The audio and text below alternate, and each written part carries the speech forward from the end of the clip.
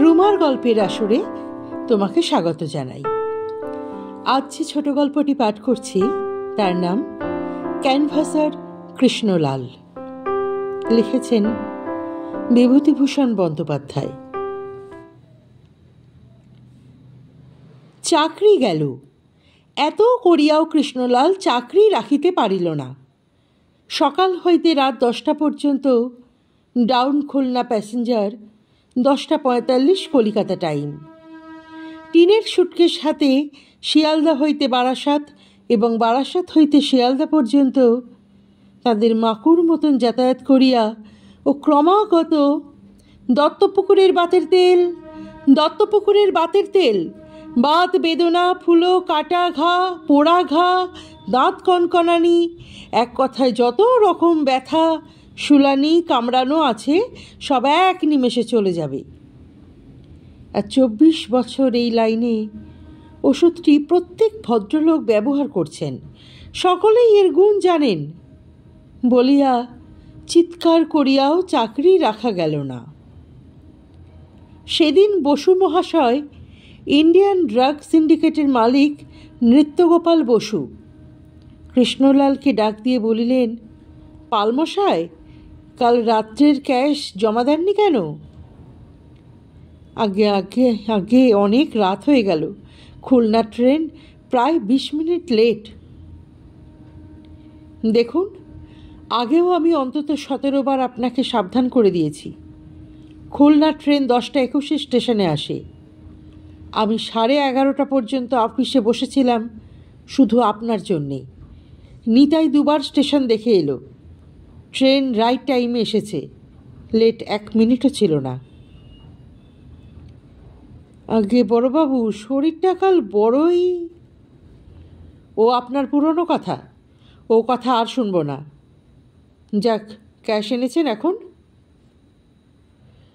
কৃষ্ণলাল অপরাধীর মতো বড়বাবুর মুখের দিকে চাহিল, বলিল, ক্যাশটা আনিগে যাই না, একটু মুশকিল হয়েছে। আচ্ছা, আসি। যান, আসুন। কৃষ্ণ তবুও দাঁড়াইয়া আছে দেখিয়া নৃত্যগোপালবাবু বলিলেন, কি হলো? আগে ওবেলা দেব, ওটা বাসায় এনে রেখেছিলাম, চাবি দিয়ে বেরিয়ে গিয়েছে আমি যার সঙ্গে থাকি। আপনি কোথায় গিয়েছিলেন? একটু বেড়াতে বার হয়েছিলাম, ওই গোলদিঘির দিকে। সব বাজে কথা, আমি বিশ্বাস করি নে। কেন করি নে তাও আপনি জানেন। রাত 10টার পরেই ক্যাশ এনে দেওয়ার কথা। আপনি বুড়ো হয়ে গেলেন এই ক্যানভাসারের কাজ করে। জানেন না যে ক্যাশ তখনই জমা দেওয়ার নিয়ম আছে? আগে আগে এরকম আরও কতবার হয়েছে বলুন দেখি? আপনার কথার ওপর বিশ্বাস করা যায় না আর। বড়ই দুঃখের কথা। আপনি আমাদের পুরনো ক্যানভাসার বলে আপনার অনেক দোষ সহ্য করেছি আমরা, কিন্তু এবার আর নয়। আপনি এ মাসের এই কদিনের মাইনে নিয়ে যাবেন অফিস খুললে। কমিশনের হিসেবটাও সেই সঙ্গে দেবেন। যান এখন। অবশ্য এত সহজে কৃষ্ণলাল যাইতে রাজি হয় নাই। নৃত্যগোপালবাবুকে সে যথেষ্টই বলিয়াছিল। নৃত্যগোপালবাবুর বুড়ো কর্তাকে গিয়া পর্যন্ত ধরিয়াছিল। শেষ পর্যন্ত কিছুই হইল না।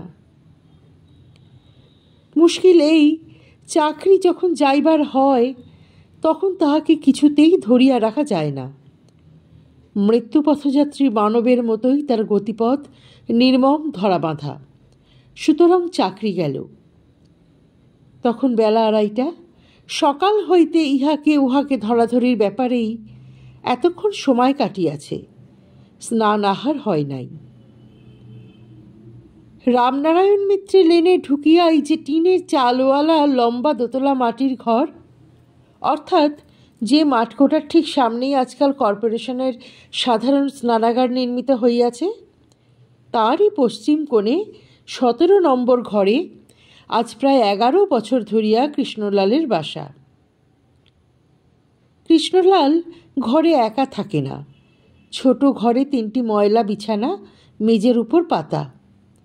সে ঢুকিয়া দেখিল ঘরে কেবল যতীন শুইয়া ঘুমাইতেছে, আর একজন রুমমেট ট্রামের কন্ডাক্টর 4:30টার পরে এসে ডিউটি হইতে ছুটি লইয়া একবার আধ ঘন্টার জন্য বাসায় আসে। তারপরেই সাজিয়া গুজিয়া কোথায় বাহির হইয়া যায়। নিচে পাইস হোটেলে ইহাদের খাইবার বন্দোবস্ত। কৃষ্ণলালের সাড়া পাইয়া যতীনের ঘুম ভাঙিয়া গেল। সে বলিল, এত বেলায়? বেলায় তা কি হবে, চাকরিটা গেল আজ।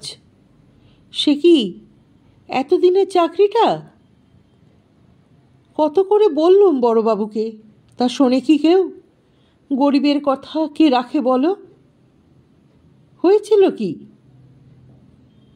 ক্যাশ জমা দিতে দেরি হয়েছিল বলে তুমি ক্যাশ ভেঙেছ। তাই তো, তাহলে এখন উপায়? দেখি, কোথাও আবার চেষ্টা জুটে যাবে একটা না একটা। আমাদের এক দোর বন্ধ, 1000 দোর খোলা। আমাদের অন্য মারে কে? সামান্য কিছু পয়সা হাতে ছিল। পাইস হোটেল হইতে শুধু ডাল ভাত খাইয়া আসিয়া কৃষ্ণলাল কিছুক্ষণ বিশ্রাম করিল। পরে নবীনকুণ্ডু লেনে একটি খোলার বাড়িতে ঢুকিয়া ডাক দিল, গোলাপি, ও গোলাপি। তাহার সারায় যে বাহির হইয়া আসিল, সে বর্তমানে রূপ যৌবনহীনা, প্রৌঢ়া, পরনে আধময়লা খয়েরি রঙের শাড়ি, তাতে গাছ কয়েক কাঁচের চুড়ি, দুগাছা সোনা বাঁধানো পেটি, মাথার চুলে পাক ধরিয়াছে, গায়ের রং এখনো বেশ ফর্সা। গোলাপিকে 30 বৎসর আগে দেখিলে ঠিক বোঝা যাইত গোলাপি কি ছিল, এখন আর তাহার কি আছে। কৃষ্ণলাল তখন সবে ঔষধ ক্যানভাসারের পদে বহাল হইয়াছে। তাহার চমৎকার চেহারা ও কথাবার্তা বলিবার ভঙ্গিতে রেলগাড়ির প্যাসেঞ্জার কি করিয়া সহজেই ভুলিয়া যাইত। জলের মতো পয়সা আসিতে লাগিল। এই নবীনকুণ্ডু লেনেই অন্য এক বাড়িতে এক বন্ধুর সহিত আসিয়া সে গোলাপিকে দেখে। তখন নতুন যৌবন, হাতেও কাঁচা পয়সা। গোলাপির তখন বয়স 16-17। রূপ দেখিয়া রাস্তার লোক চমকিয়া দাঁড়াইয়া যায়। গোলাপির মার হাতে বছরে বছরে মোটা টাকা জমে। কৃষ্ণলাল সেই হইতেই নবীনকুণ্ডু লেনের নৈশ অধিবাসী। কতকালের কথা, গোলাপির ঘরে মেহগনি কাঠের দেরাজ হইল, ঘরের দেওয়ালে বিলম্বিত বড় বিলাতি কাঁচ বসানো আয়না হইল, সেকালে প্রচলিত ম্যাকাসাব অয়েলের শিশির পর শিশি ভিড় জমাইয়া তুলিল। বাতায়ন মালতী ফুলের টবে সজ্জিত হইয়া বাড়ির অন্যান্য ঘরের অধিবাসীদের মনে ঈর্ষার উদ্রেক করিল।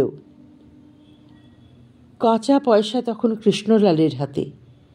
প্রতিদিনের আয় 3 টাকা, 2.5 টাকার নিচে নয়। একদিন গোলাপির মা অভিমানের সুরে বলিল, যাই বলো বাপু, গোলাপি আমায় প্রায়ই বলে, একখানা বাড়ি তার নিজের না হলে চলে না আর। তা তেমন কপাল কি, এই এক বাড়িতে 36 জনার সঙ্গে? কেন মা, তার ভাবনা কি? কালই ঘর দেখে দিচ্ছি। কত টাকা ভাড়ার মধ্যে হবে বলো? এই আমাদের পাড়াতেই আছে। যা তুমি বলবে, এই 20 কি 25। 30 টাকায় একখানা ভালো বাড়ি এ পাড়াতেই আছে। তাহলে তাই না হয়? হ্যাঁ হ্যাঁ, এ আর আমায় জিজ্ঞাসা করতে হয় না মা। গোলাপিরা নতুন বাড়িতে উঠিয়া আসিল। বড় পাঁচি বলিল, ওগো, একটু রয়ে সই নিস, দেখিস যেন আবার দড়ি না ছেড়ে। খুব বরাত তোর, যা হোক গোলাপি। আর আমাদের এই বুড়ো রায়বাবু রোজ আসেন আর বাঁধানো দাঁত জলের গেলাসে খুলে রাখেন। কদিন বললাম একখানা ঢাকাই শাড়ি আর একটা বাজা ঘড়ি দাও দেয়ালে টাঙানোর, তা বুড়ো আজ 7 মাস ঘুরুচ্ছে, আজ এলে হয় একবার, ওর দাঁত খুলে জলের গেলাসে ডুবিয়ে রাখা বের করে দেব। শুধু বাড়ি? গোলাপির টেবিল হারমোনিয়াম হইল, জোড়া জোড়া শাড়ি, চেয়ার, এমনকি শেষে কলের গান পর্যন্ত। কোন সুখ গোলাপির বাকি ছিল? প্রতি রবিবারে কৃষ্ণলালের সঙ্গে গাড়ি করিয়া, অবশ্য ঘোড়ার গাড়ি, কালীঘাটে গঙ্গা স্নান ও দেবী দর্শন করিতে যাওয়া তাহার অভ্যাসের মধ্যে দাঁড়াইয়া গিয়াছিল। বছর কাটিয়া গেল। গোলাপি আর কৃষ্ণলাল, কৃষ্ণলাল আর গোলাপি। ইতিমধ্যে গোলাপিকে সুখে স্বাচ্ছন্দ্যে প্রতিষ্ঠিতা দেখিয়া তাহার মা একদিন নবীনকুণ্ড লেনের মায়া কাটাইয়া বোধ হয় উর্বশী বা তিলোত্তমালোকে প্রস্থান করিল। অমন জাঁকের শ্রাদ্ধ এই অঞ্চলে কেহ দেখে নাই তার আগে। ক্রমে ক্রমে গোলাপির যৌবনে ভাঁটা পড়িল। কৃষ্ণলালেরও আয়ের অঙ্ক কমিতে লাগিল। দত্তপুকুরের তেলের অনুকরণে শত শত বাতের তেল বাজারে বাহির হইল। রেলগাড়ির কামরাও নিত্য নতুন ক্যানভাসারে ভরিয়া গেল। যা ছিল কৃষ্ণলালের একার, তাহার মধ্যে অনেক ভাগ বসিল। পূর্বের সচ্ছলতা কমিতে লাগিল। তারপর 10-12 বছরে সুন্দরী গোলাপি কুরুপা প্রৌঢ়াতে পরিবর্তিত হইয়াছে।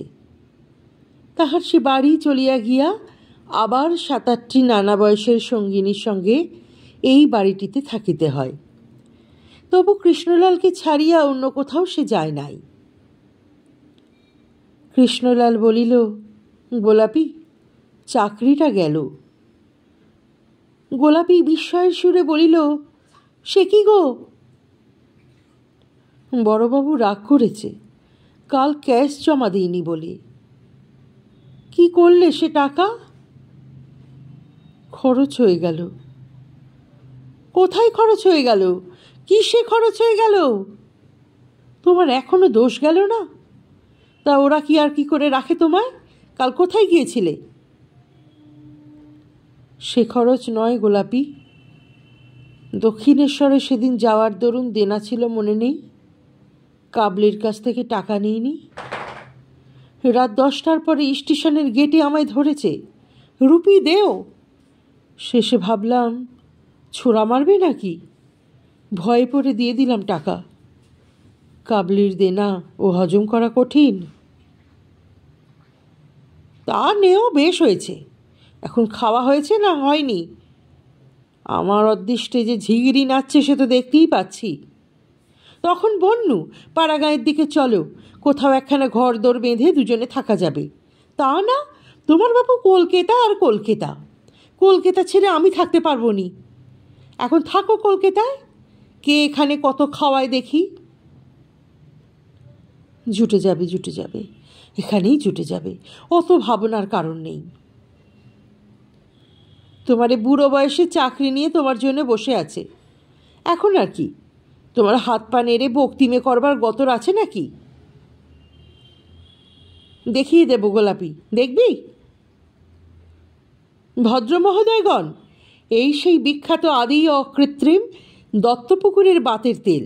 ইহা ব্যবহারে সর্বপ্রকার বাত বেদনা, মাথা ধরা, দাঁত কনকনানি, কাউর ছুলি, কাটাঘা, পোড়াঘা।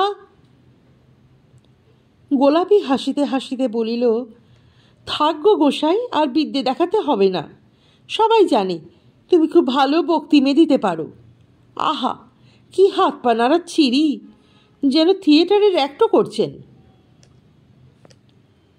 তাহলে বলো, চাকরিতে নেবে কি না?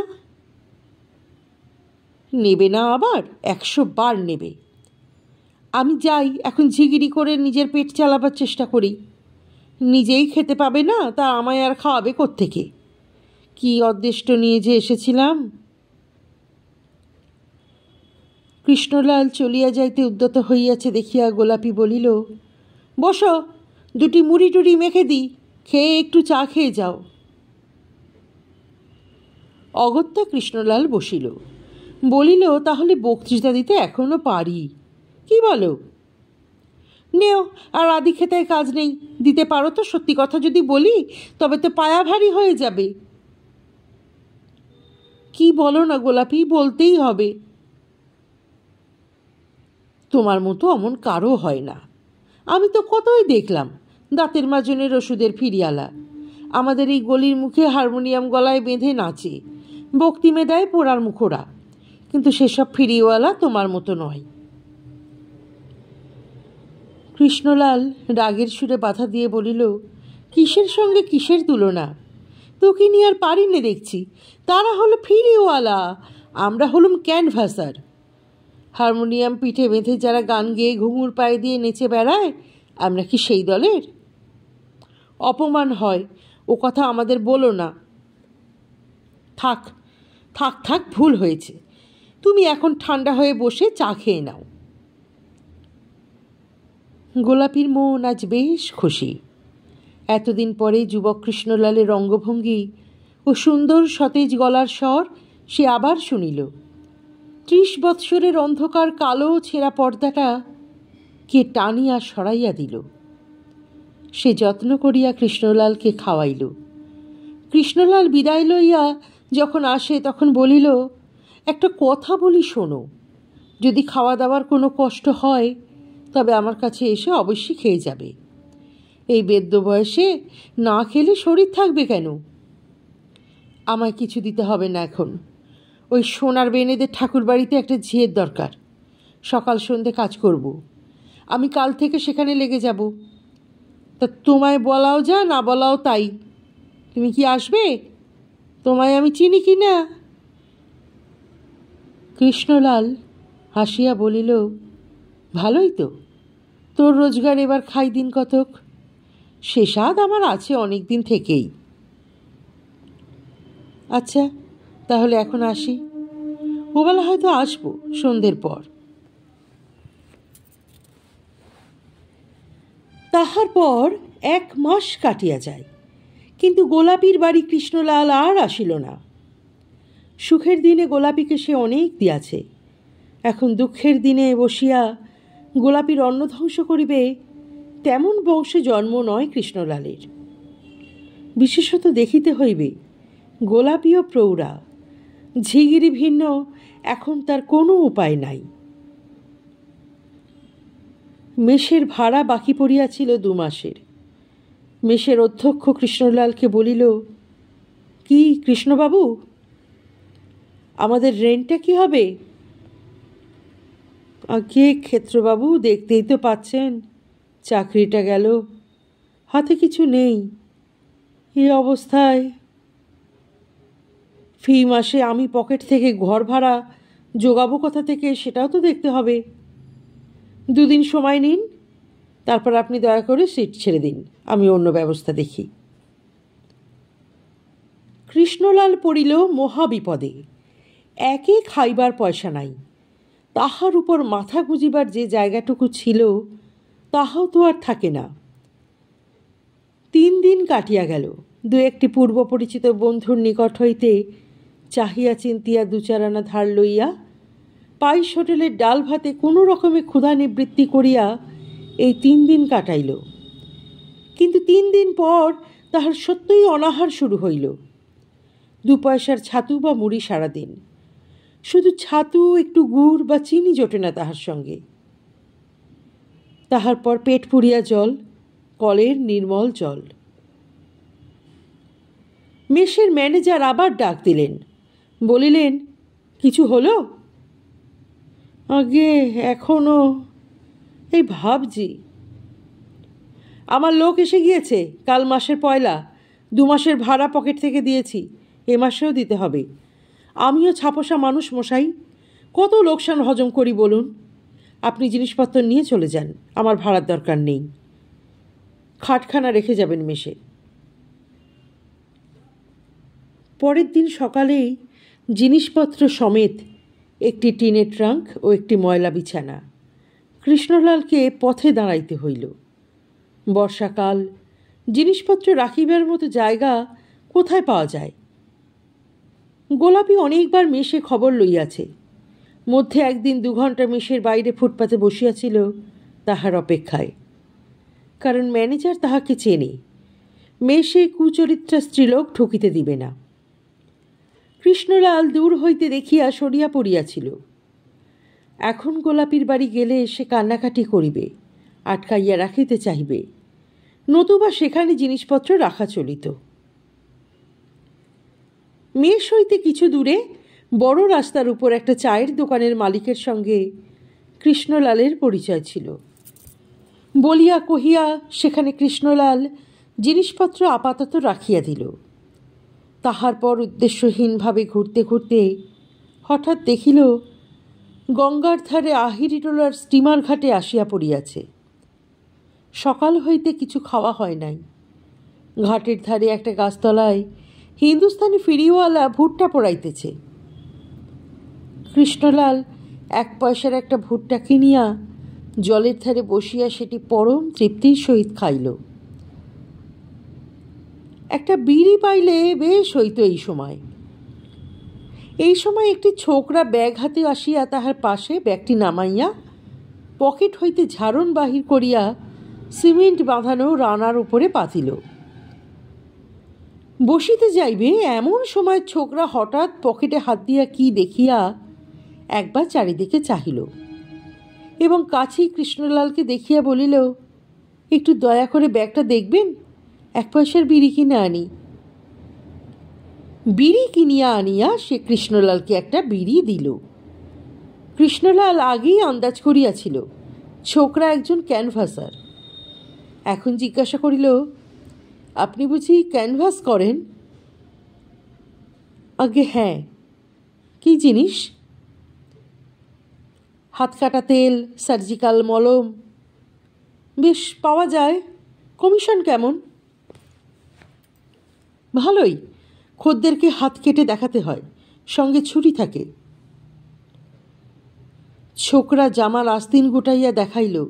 কবজি হইতে কনুই পর্যন্ত হাতের সমস্ত অংশ ছুরি দিয়া ফালা ফালা করিয়া চেরা।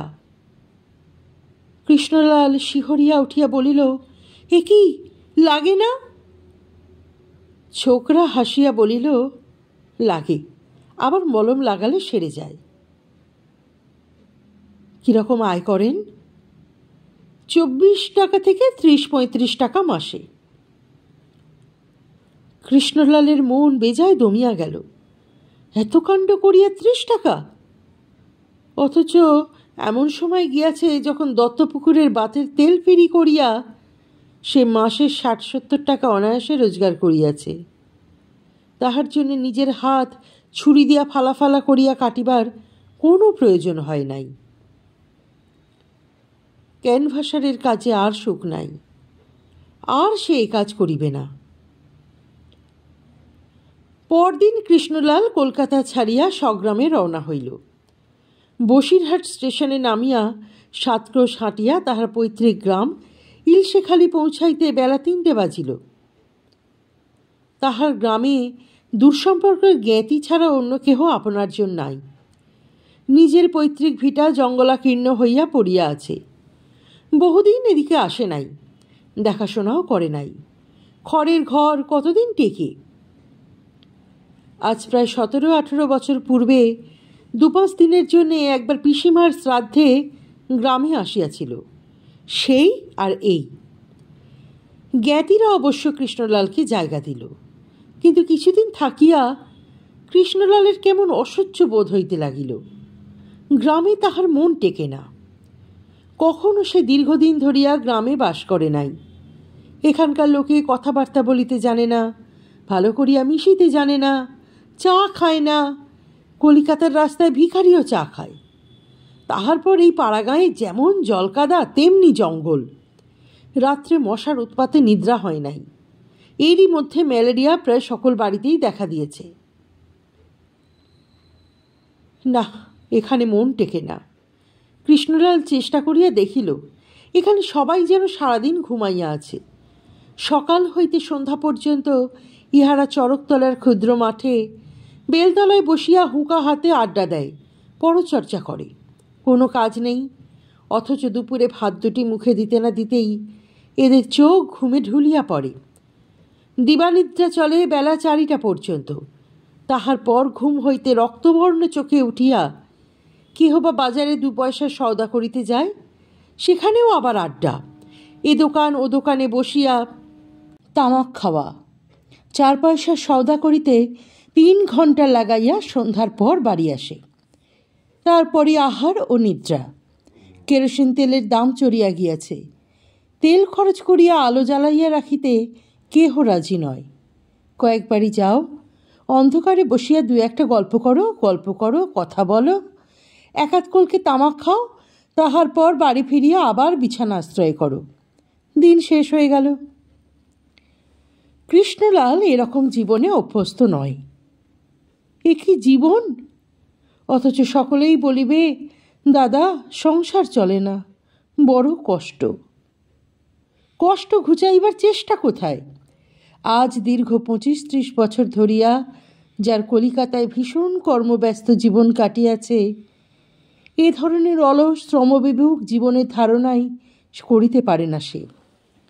সকালে উঠিয়াই নিচের তলায় কলে স্নান সারিয়া লইতে হইত।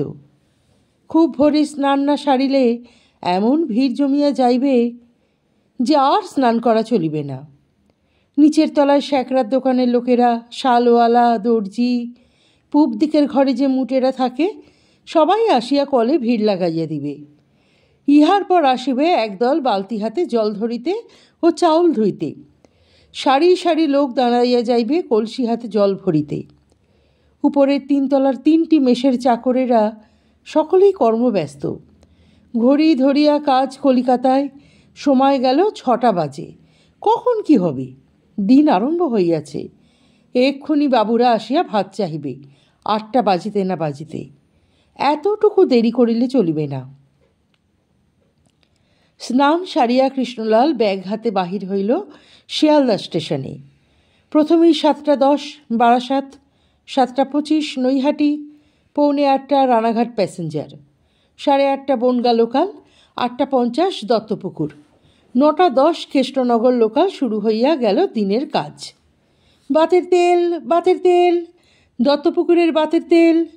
যত প্রকার বাত, ফুলা, শুলানি, কনকনানি, মাথা ধরা, পেট বেদনা, ইহার একমাত্র ব্যবহারে ভদ্রমহোদয়গণ এই ওষুধটি আজ 30 বৎসর যাবৎ এই লাইনে সুখ্যাতির সহিত চলিতেছে। এই চলিল বেলা 12টা পর্যন্ত। 12:55 শান্তিপুর ছাড়িয়া গেলে তবে সকালের কাজ মিটিল। কি জীবন, কি আনন্দ, কি পয়সা রোজগার! কাঁচা পয়সা রোজ আসে, রোজ সন্ধ্যায় উড়িয়া যায়। যে পয়সা আয় করিতে জানে, সেই জানে পয়সা খরচ করিতে ইহাতে ক্ষোভ কি। কৃষ্ণলাল আরও মাসখানে কোনো রকমে কাটল।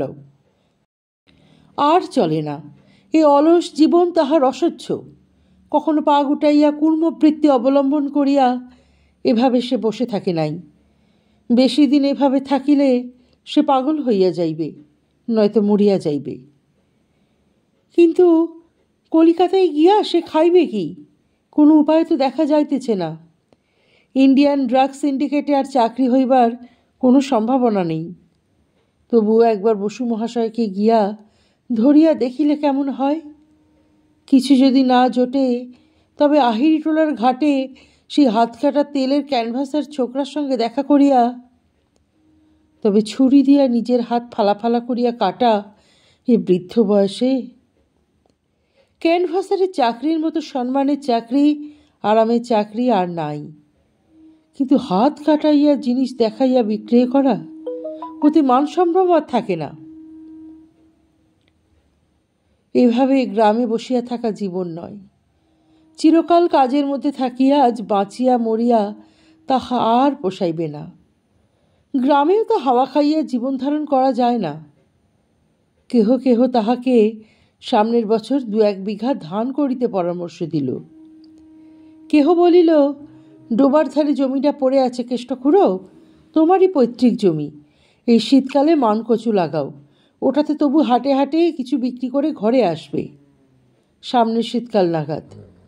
কৃষ্ণলালের হাসি পায়। কলিকাতার রোজগার যে কী ধরনের, সেখানে ক্যানভাসারের কাজে মাসে যে টাকা একসময় তাহার আয় ছিল, এখানে গোটা বছর ধরিয়া কচু কুমড়া বেচিয়াও যে সে আয় হওয়া অসম্ভব, এই মূর্খ অর্বাচীনেরা তাহা কি করিয়া বুঝাইবে। অবশেষে সে একদিন বাক্স বিছানা বাঁধিয়া কলিকাতায় আসিয়া হাজির হইল। বাঁচিতে হয়তো সে ভালো করিয়াই বাঁচিবে। ট্রেনে পুরনো ক্যানভাসারদের সঙ্গে দেখা, নবশক্তি ঔষধালয়, কবিরাজ অনঙ্গমোহন দেব, বিশ্বাস কোম্পানি, ইন্ডিয়ান ড্রাগ সিন্ডিকেট প্রভৃতি ফার্মের লোক সব জানে, সবাই জানে, সবাই খাতির করে। আরে এই যে কেষ্টদা, আজকাল আর দেখি না যে। আরে কেষ্টদা কোত্থেকে? বিয়ে শাদি করলে নাকি?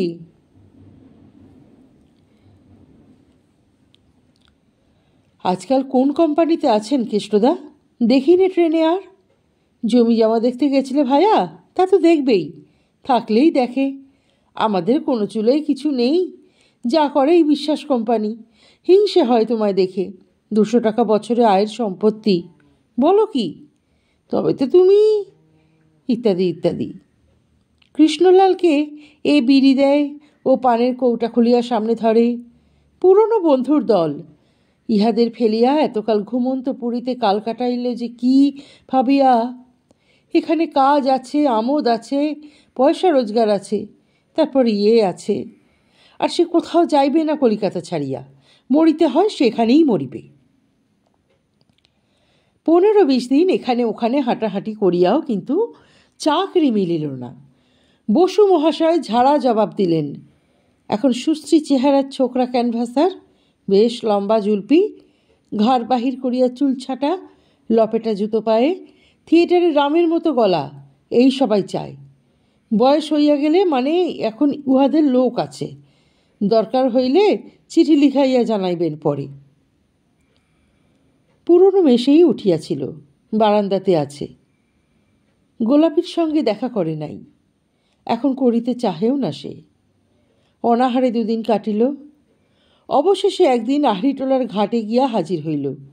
যদি হাত কাটা তেলওয়ালা সেই ছোকরার সঙ্গে দেখা হইয়া যায়। সে 12:30 স্টিমারে রোজ বালি হইতে আসে বলিয়াছিল। 7-8 দিন ক্রমাগত ঘুরিয়াও কিন্তু ছোকরার দেখা মিলিল না। কৃষ্ণলালের দুঃখ শেষ সীমায় আসিয়া পৌঁছাইছে, আর চলে না। আচ্ছা, সে ক্যানভাসারই ভুলিয়া যাইতেছে না তো? আর কতদিন চাকরি নাই, কতদিন বক্তৃতা দিবার অভ্যাস নাই। চর্চা অভাবে শেষে কিনা ছোকরা ক্যানভাসাররা কৃষ্ণলালকে ছাড়াইয়া যাবে।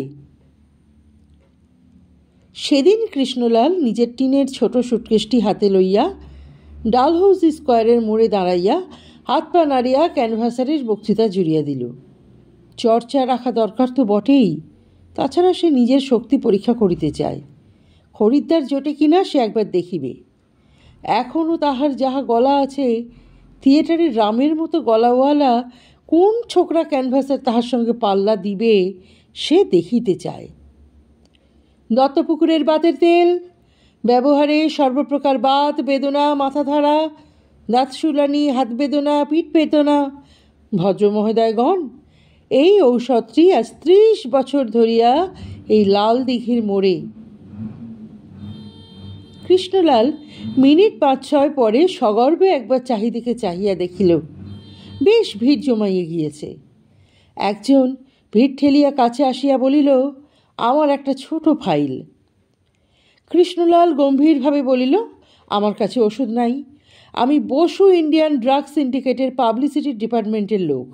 যাদের দরকার হবে তারা 106 সি হরিধন পোদ্দারের লেনে বসু ইন্ডিয়ান ড্রাগ সিন্ডিকেটের অফিসে আমার নামের এই স্লিপটা নিয়ে যান দয়া করে।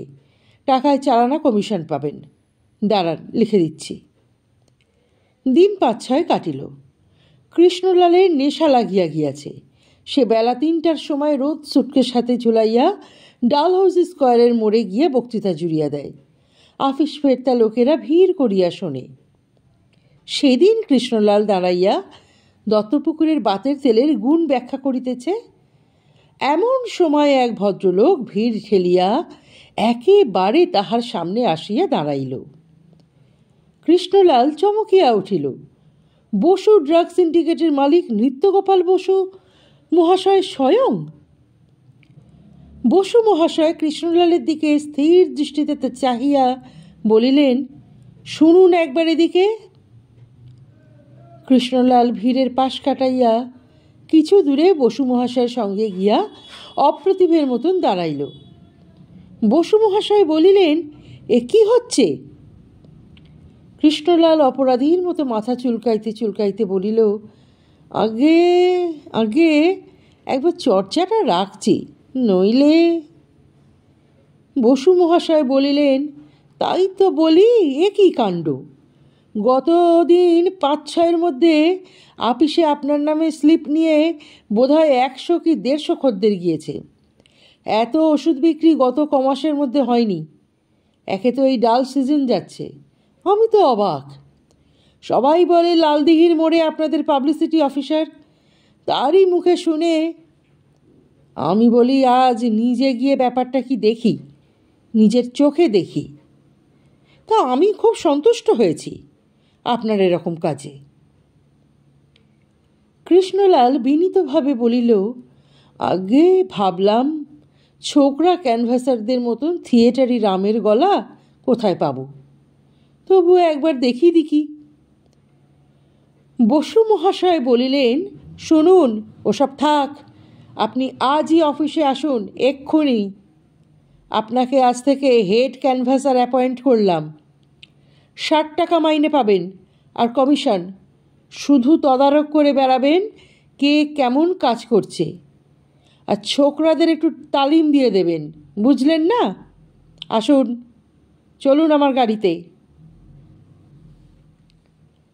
সন্ধেবেলা নবীন কুণ্ডু লেনের খোলার সংকীর্ণ রোয়াকে গোলাপি ক্যানেস্ত্রা কাটা তোলা উনুনে আঁচ দিয়া প্রাণপণে পাখার বাতাস করিতেছে।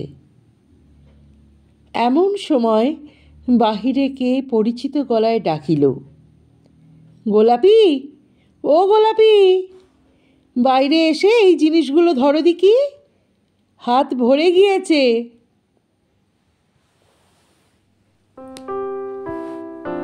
আজকের গল্পটি কেমন লাগলো? তোমার মূল্যবান মতামত অবশ্যই কমেন্ট বক্সে লিখে জানিও। গল্পটি ভালো লাগলে একটি লাইক করে দিও, শেয়ার করে দিও পরিচিত এবং প্রিয়জনদের মধ্যে। আর যারা এখনও চ্যানেলটি সাবস্ক্রাইব করনি, তারা কিন্তু চ্যানেলটি সাবস্ক্রাইব করতে ভুলো না।